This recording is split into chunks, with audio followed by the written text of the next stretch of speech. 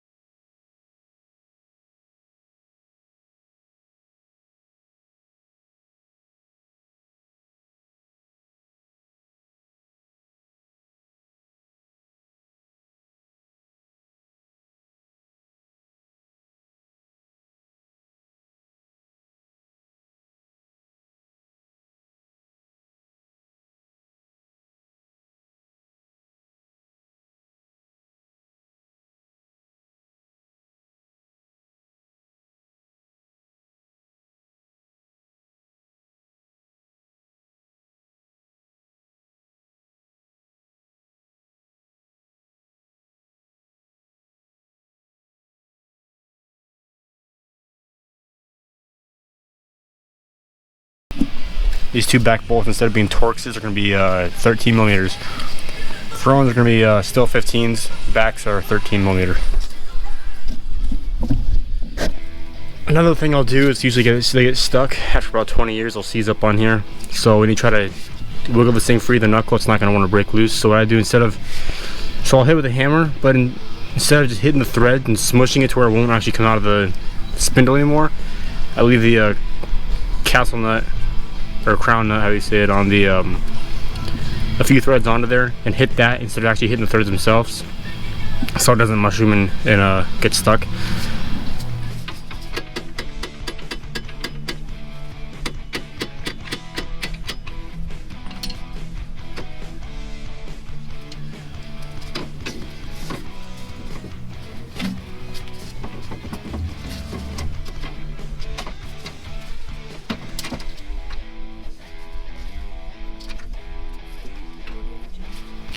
Alright, so basically with these arms, you want some resistance on them. They go back and forth.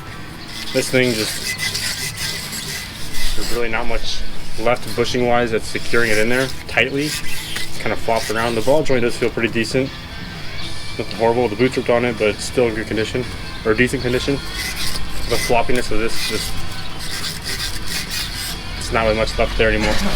Alright, so next up, in order to get this control arm out of here, you might have some, if you got ABS in your car, you'll have some plastic clips that are plugged into these little parts, assuming they're not broken off already, which mine are mostly. After that, you have your end link, the sway bar. The sizes on these will vary, because I know if you have Mevotech ones are different sizes. If you have GM ones are different sizes for like the bolts. But mine, I think, is a 14 up top and a 15 on the bottom, I think. After you do that, you got to take this tie rod end off, just off the knuckle, not off the rack itself. So take the cotter pin out. Not exactly sure what the size is for the nut here. Take that off. And then after the ball joint down on the actual spindle, you got another cotter pin there, and then I want to say probably about a 19 to 21 millimeter. Once that's done, this whole spindle will come off, but then you gotta have this brake on it. It already has enough tension on it as it is. So what I have is I have this stool right here that I will probably rest it on if it gives me enough room without straining the brake line too far. So just be aware of that a little bit.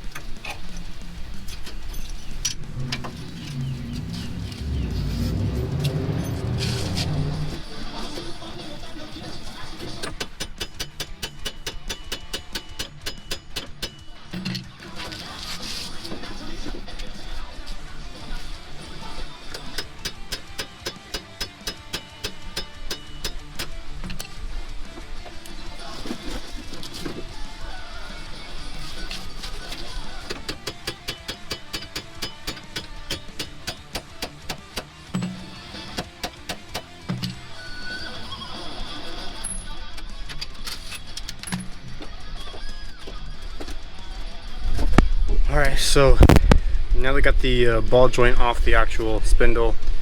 Lay the spindle to the side. We got to go after these. This bolt, there's a nut on the end of it. Same thing over here, the nut goes up top. The bolt heads on the bottom. Gotta take those two out. Then this whole thing should slide right out.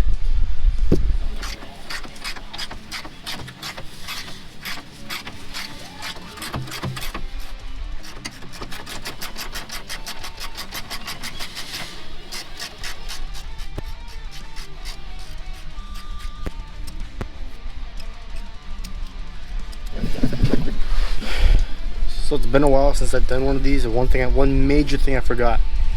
This bolt right here, first of all, it will not clear to back itself out if you have the wheel straight.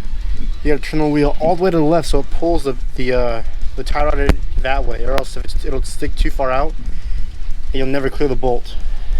Second of all, never put a box end or anything on this side. You don't need to hold this side because it's held in place by this little clip in there. So you don't need to put any box end wrench or any socket on this side. Leave it be. All you need to do is just take that nut off that side, and then this will hold itself in place. Once that nut's off, you can hit it with a hammer with the thing on it and back this thing out.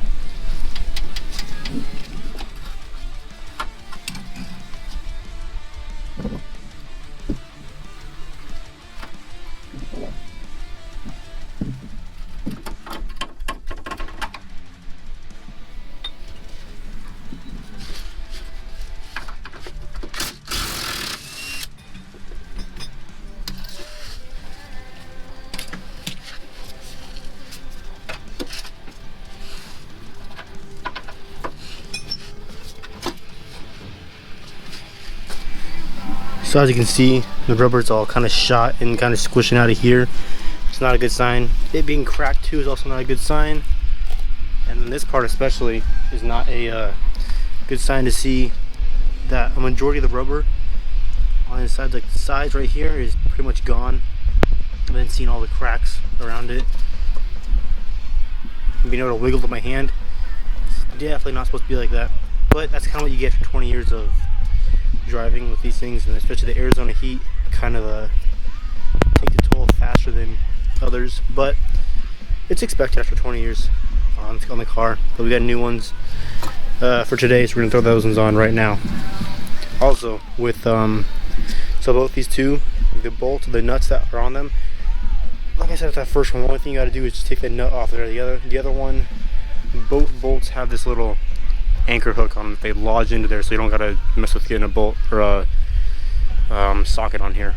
So all you gotta do is just undo this nut. It should be good to go. I think it's a 21mm tube for the nuts.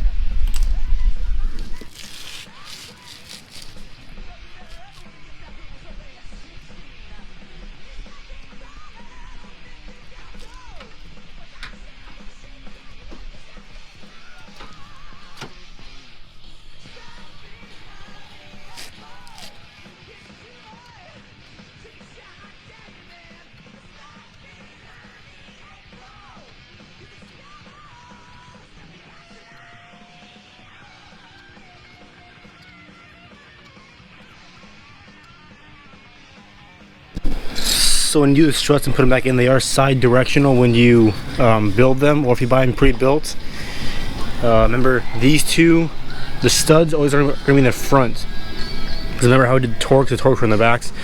So the backs will be the torques, which means this part will have to seat towards the back, this will seat towards the front of the car. You want to make sure that these are angled down and not angled backwards, because that means they'd be backwards on there.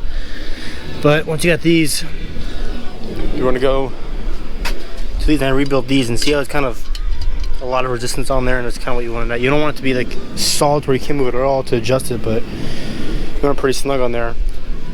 And if you're wondering, if you get these mixed up, wondering which side which is which for these, this slot right here, this hole is where the this little nipple mounts through, and then that's on the side of the stud. So that's how you know this will be on the front side of the car, which means this will only mount to the driver's side. And then just line them up so it's supposed to be, this is supposed to be angled towards this way in case you get the actual arms mixed up. So this is the driver's side because of that, and then this is the driver's side because it's towards this side. So we're gonna mount that on, mount this through there, and then throw up into the car. We got the control arm in place. A little tip on that, if you get stuck on it, is when you're lining these up through there,